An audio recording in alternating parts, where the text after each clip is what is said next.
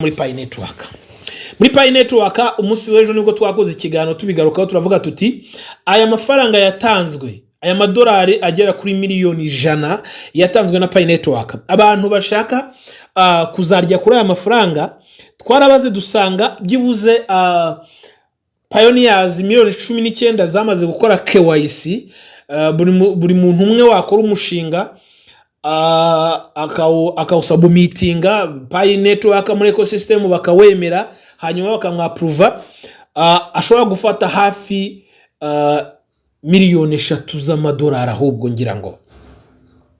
So ndifuza ko buri muntu wese umininga Pi cyangwa buri mu Pioneer udukurikira kuri Ihumure TV, niba utekereza cyangwa ushaka kumenya uburyo wakwiga uyu mushinga cyangwa se uburyo wabona umuntu gufasha muri uyu mushinga, kuko uyu mushinga wowe urawutegura, numara kuwutegura mbibutse ko uyu mushinga uzagira inyungu nyinshi uzana muri ecosystem. Nicyo bazarebaho. Ndibutsa abantu ko uyu mushinga ushobora kuwutegura, amara kuwutegura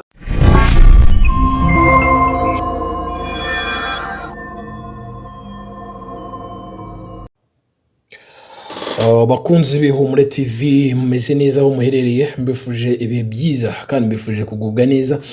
Abadukurikiye mu masaha y'igitondo mugire igitondo cyiza, hanyuma abadukurikiye mu masaha y'igicamunsi mugire igicamunsi cyiza, abadukurikiye ku masaha y'umugoroba mugire umugoroba mwiza. Nk'ibisanzwe ingendo ikuzo Emi tubana ku Ihumure TV mu biganiro bitandukanye, ndetse ibiganiro byibanda cyane cyane ku bukungu n'ikoranabuhanga, kandi nanone mbibutse ko tugira ibiganiro bitandukanye bigaruka ku buhamya ndetse n'iyobokamana muri rusange. Niyo mpamvu abantu bose tubana ku rubuga rw'Ihumure TV mbifuje ibihe byiza kandi mbifuje kugubwa neza, ndetse mbasabira umugisha w'Imana buri munsi uko ntekereje kuvugana namwe. Hanyuma rero si ibyo gusa, kandi hari benshi bamaze gukora subscribe, mfata umwanya mbashimire.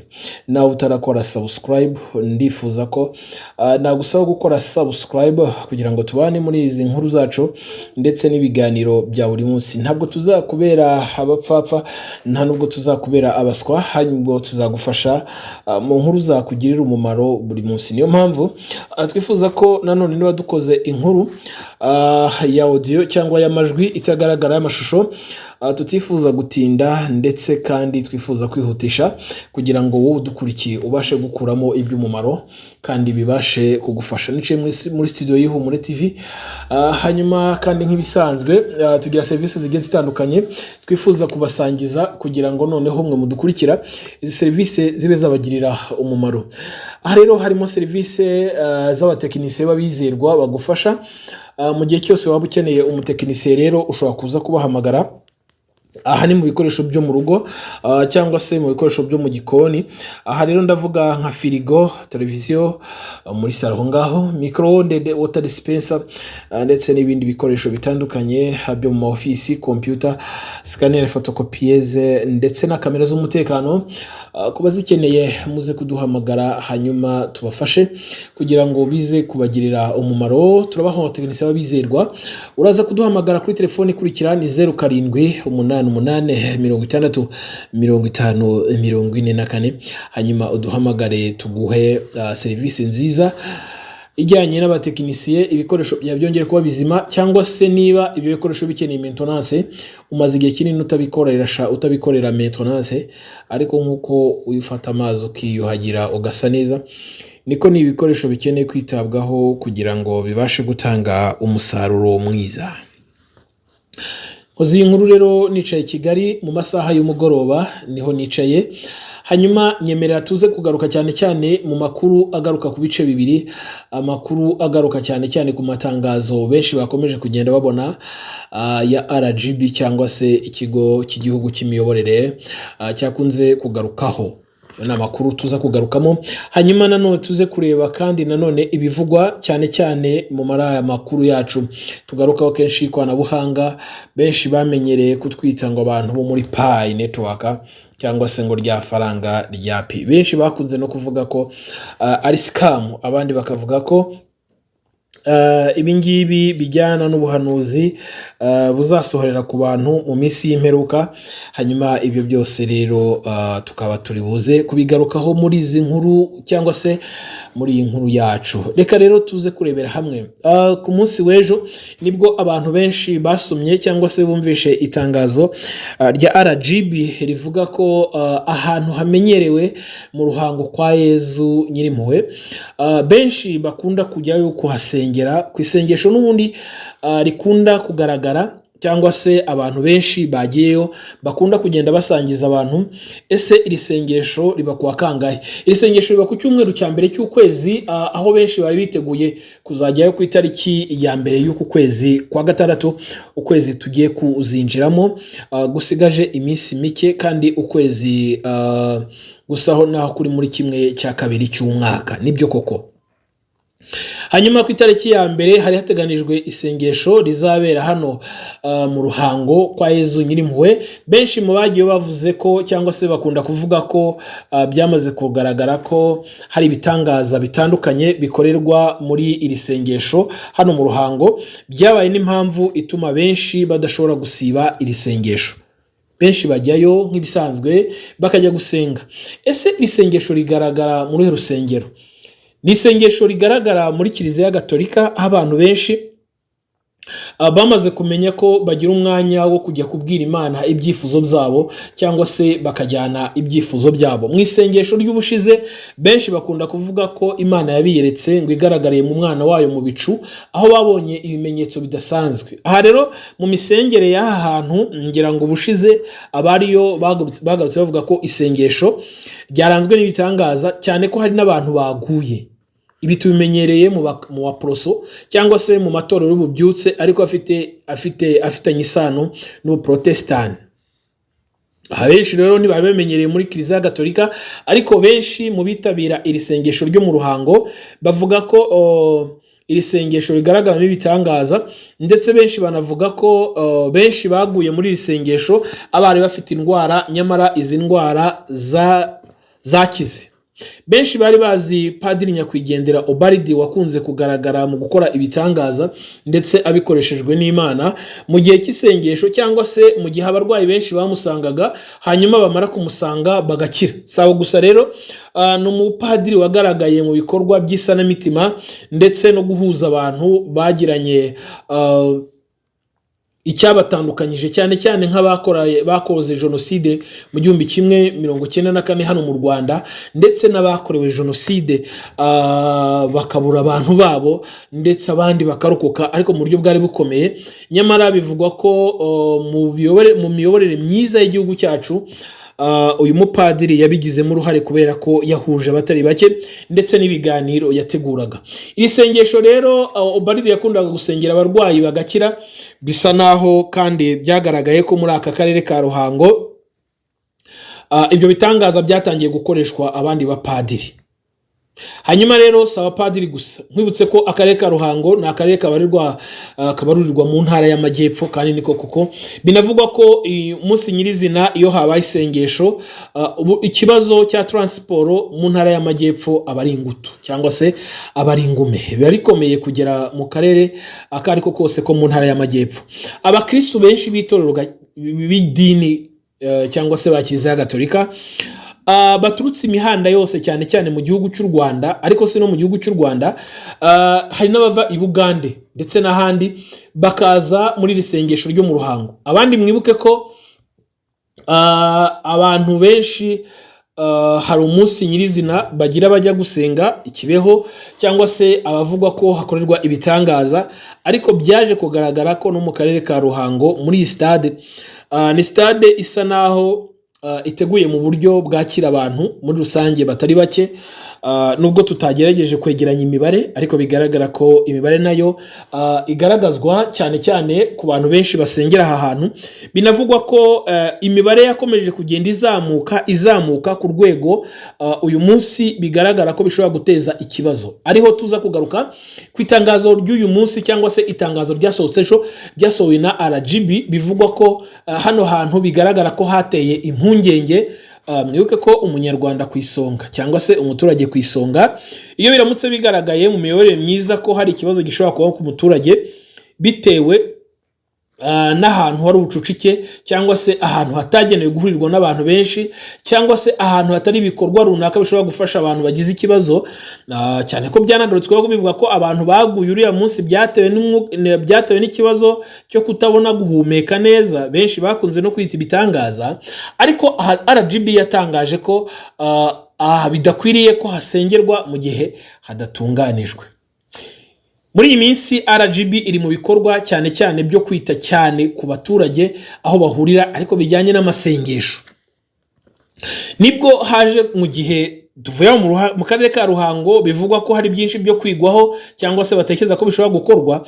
Mwibutse ko noneho RGB yamaze gutangaza ko abaturage cyangwa se abanyarwanda muri rusange uzafatwa n'uzagaragarwaho n'imyitwarire itajyanye n'imiyoborere myiza ishirwaho n'iki kigo cy'imiyoborere azahanwa. Aha turinjira mu kibazo kimeze nko gusenga. Kubera iki bivugwa ko RGB yivanga cyangwa se ijya muri gahunda zo gusenga? Iri jambo mvuze kwivanga hari abataryumva neza, niryo nshaka gusobanura kugira ngo n'urikoresha aze kumva impamvu zaryo.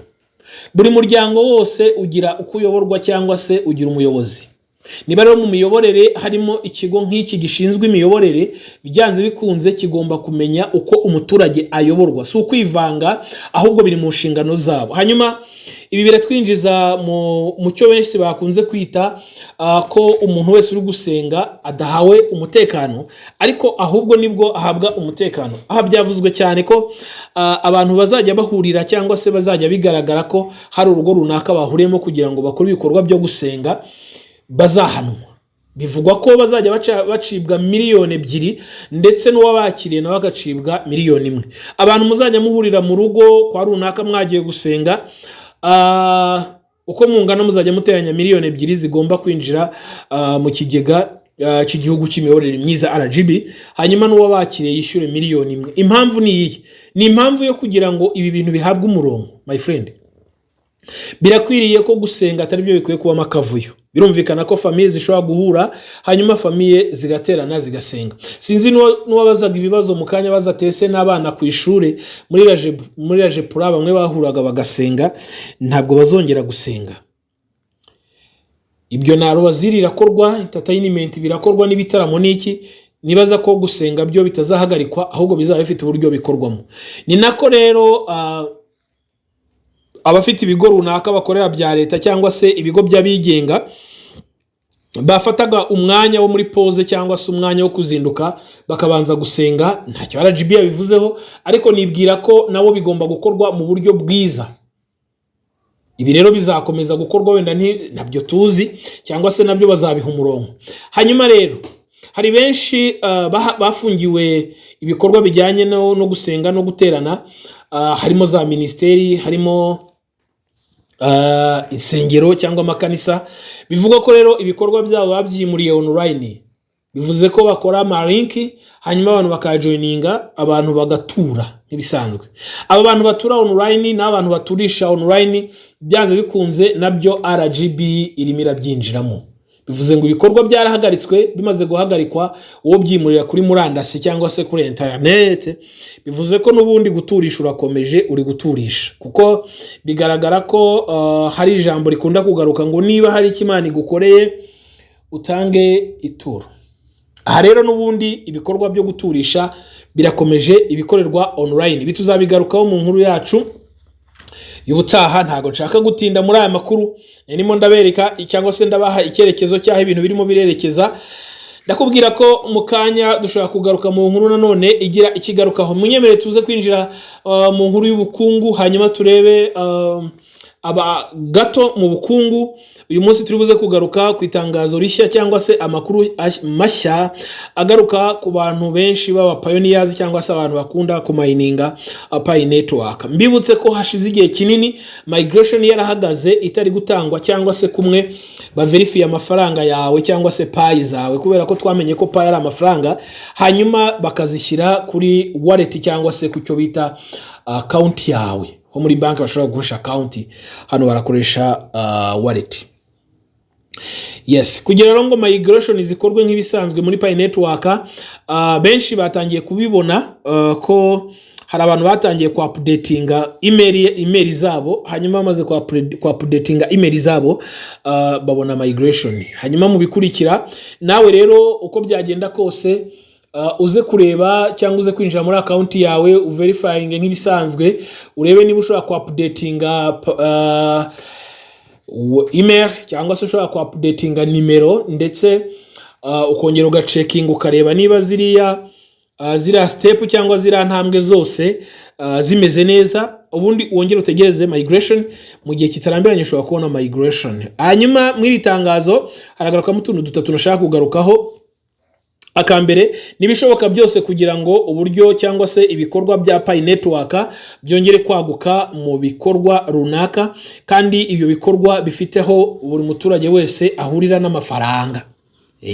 Mugomba kumenya ko twaravuze ngo Pi Network na amafaranga, ariko Pi Network si amafaranga gusa, bigiye kugaragara ko Pi Network ahubwo ari n'ubuzima. Hanyuma rero muri iyi nama yabereye Toronto, nkwibutse ko mu byo bagaragaje cyangwa se bavuze ubuzima bwa Pi Network ko buzaba busanga na wa muturage wo mu cyaro. Ngira ngo sinzi igihugu batanzemo urugero, banavuga ko uwo muturage uri muri icyo gihugu cyo muri Afrika, niba ari muri Ghana, niba ari muri Gabon sinibuka, ariko bashatse kugaragaza ko umuturage uri hariya hasi byanze bikunze aramera nk'umuturage uri New York uko byagenda kose kuri Pi Network. Arakantu gato mbibutsa, uziko kugeza ubu ngubu mu bikorwa bya Pi Network harimo ibikorwa byo kuba irimo irakora ubukungu cyangwa se irimo yashaka kuzamura ubukungu, ariko bishingiye mu iterambere ry'ikoranabuhanga, aho bigaragara ko izakorera muri Web3. Aya ni amakuru meza. Hanyuma ingingo ya kabiri ni ugushishikariza cyangwa se gukomeza kuzamura ikoranabuhanga rihambaye mu kongera ubunararibonye. Mwibutse ko Pi Network uko byagenda kose nawe uyivuga, nawe uyumva nk'igicupuri utazi ibyo ari byo, reka nkwibutse ko ku ikoranabuhanga rizamutse cyane Pi Network, nawe ntaricyo naza kukwibutsa aka kantu, reka nkwibutsa abantu bankurikiye, byanze bikunze Pi Network umuntu wese akeneye kwiga kugira ngo amenye. Hari abantu bashobora kugufasha, mwibutse ko hari abantu bashobora kugufasha. Hari n'izindi coin abantu benshi bakomeje kugenda batwandikira batubwira bati mugerageze muzane n'izindi coin mudusobanurire. Mwibutse ko dufite Ruby turayimayininga, Ratoshi barayimayininga, hari Mira barayimayininga, hari Sidra barayimayininga, hari n'izindi coin nyinshi bamayininga, ndetse hari n'ama airdrop akunda kuza abantu bakayabona. Si byiza kubona aya mahirwe ngo uyihamane wenyine. Kuyihamana ni Kinyarwanda, uyagumane wenyine, ahubwo ni byiza ko niba ubonye amahirwe ushobora kuyasangiza abandi, kugira ngo nabo ejo cyangwa ejo bundi isi itabikaragiraho ugasanga ibafungiyeho amaferi. Aka gatatu kwari ukuvuga ngo ni ugushira mu bikorwa byinshi, mu bikorwa bya Pi Network buri munsi, mu buzima bwa buri munsi. Rero ngira ngo mwibutse ko ubuzima bwa buri munsi ni kwa kuntu umuntu aba akeneye kubaho, kurya, serivisi yishura. Murabyibuka ko muri Pi Booster abantu benshi barahamagara, uragubasha kugura amayinite ugahamagara. Hanyuma mwibutse ko no muri activity za buri munsi hari serivisi ubukeneye kandi ugomba kwishura amafaranga. Nubwo hari ibikorwa byinshi Pi Network abantu biteze, ariko kugeza ubu ngubu abantu bafite Pi Network murabibona ko kumayininga byagabanije rate, byagiye hasi cyane.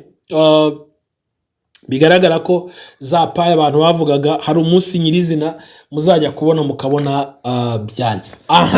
Niki nashaka gusoreza muri Pi Network. Muri Pi Network umunsi w'ejo nibwo twakoze ikiganiro tubigarukaho, turavuga tuti aya mafaranga yatanzwe, aya madolari agera kuri miliyoni 100 yatanzwe na Pi Network. Abantu bashaka kuzarya kuri aya mafaranga twarabaze dusanga byibuze Pioneers miliyoni 19 zamaze gukora KYC.